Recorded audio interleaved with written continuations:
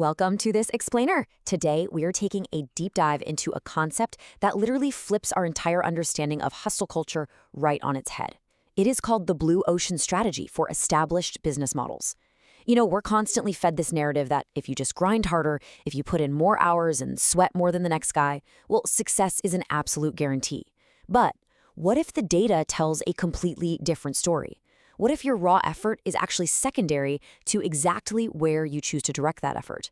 So today we're going to explore why your market positioning, rather than just how hard you work, is the actual true engine that dictates success. Let's get into it. Take a look at this really uncomfortable question. Why do the hardest workers often fail? I mean, we have all seen it, right? You know the type. The person who works 80-hour weeks, barely sleeps, and just pours their absolute heart and soul into a project, only to watch the whole shebang fizzle out completely. It feels deeply unfair. It kind of feels like the universe is breaking its own rules, honestly. But the reality? The hardest workers often fail because they are fundamentally misdirecting their energy. They're basically running on a treadmill cranked up to the max, but they aren't actually moving forward an inch. Effort without strategic positioning is really just exhaustion. To truly wrap our heads around this dynamic, let's look at a real-world A/B comparison that hits the nail on the head. Section 1, the illusion of effort, Daniel's story.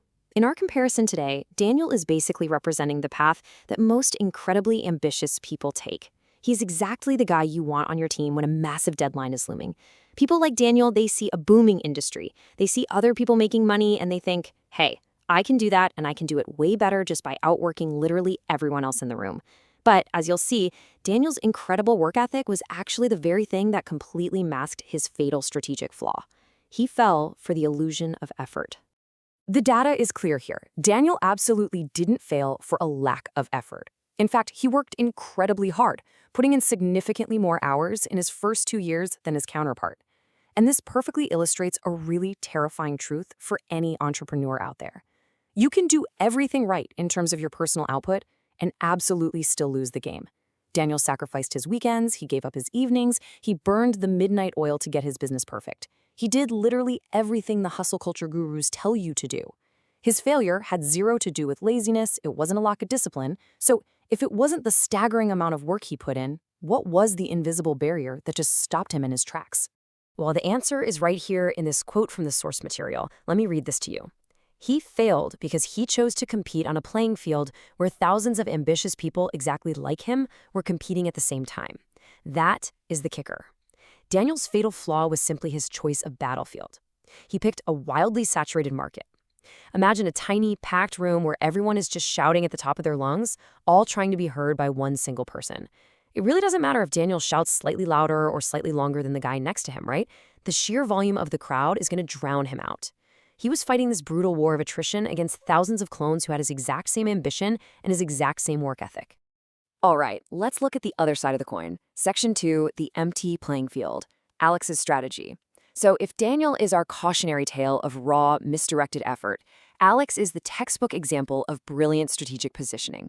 Now, Alex didn't necessarily work harder than Daniel. Actually, as we just established, Daniel probably put in way more hours during those crucial first 2 years. But Alex understood this fundamental rule of business that Daniel totally missed. He focused entirely on the single variable that actually dictates success, the competitive environment you choose to step into. The contrast between the two is just stark. Think about Daniel throwing elbows with thousands of highly motivated competitors in this deeply crowded market. And then there's Alex. Alex is standing in a field that almost nobody wanted to step on, and he has it entirely to himself. Alex didn't try to build some marginally better product in a market that was already flooded. Instead, he chose a field that everyone else was ignoring, and that is exactly why he had it all to himself. By stepping onto an empty playing field, Alex completely bypassed the grueling, margin-crushing competition that ultimately sank Daniel's business. Which brings us to Section 3, stop reinventing the wheel, and let's look at proven paths to success. We've talked about the specific story of Daniel and Alex, but how does this big picture takeaway apply to your own entrepreneurial journey? Well, the prevailing myth is that to find an empty playing field, you've got to be some visionary genius, right? Creating a brand new industry from scratch. But the absolute beauty of the blue ocean strategy for established business models is that you literally do not need to invent the next groundbreaking technology. It's really just about taking a proven concept and finding the uncrowded spaces where it can thrive, completely free from the friction of 1,000 competitors. And that brings us to a very important number derived straight from our source data: 20. The research reveals 20 distinct, proven businesses that perfectly embody this strategy. And listen, we aren't talking about flashy tech startups here.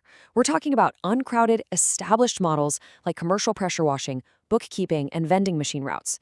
These are everyday, essential operations that modern entrepreneurs are optimizing right now with specific platforms. They're using software like Jobber to completely automate their field service routes, or leveraging QuickBooks Online or Gusto to scale a bookkeeping firm entirely remotely.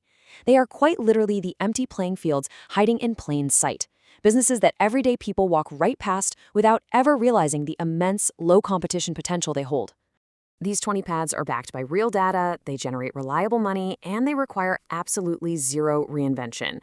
But, and this is a big but, no reinvention definitely doesn't mean there are no barriers to entry. Actually, those barriers are your biggest advantage. Let's think about the operational realities in the US for a second. You can't just go buy some equipment and start working tomorrow. You need to form an LLC, which might cost anywhere from $50 to $500 depending on your state. You'll definitely need to carry a standard $1 million to $2 million general liability insurance policy just to legally step foot onto a commercial property for, say, a cleaning or pressure washing contract. And then, as you scale, you really have to navigate the strict legal realities of hiring W-2 employees versus misclassifying 1099 contractors. But here's the secret. These aren't roadblocks. They are the exact filters that scare away the lazy and keep these playing fields empty for strategic operators. By taking a proven model and just tackling these standard operational hurdles, you build a massive moat around your business and totally avoid that red ocean that sank Daniel. Which brings us to our final and perhaps most provocative thought. Are you competing on a crowded field, or are you finding your own? I want you to be brutally honest with yourself about your current career or maybe your next major business venture. Are you playing Daniel's game, relying on sheer willpower and endless hours to beat out thousands of identical competitors? Or are you playing Alex's game, strategically seeking out those quiet spaces where you can establish yourself without the fight? Take a look at the businesses around you, the quiet, unglamorous ones, and ask yourself, where is my empty playing field?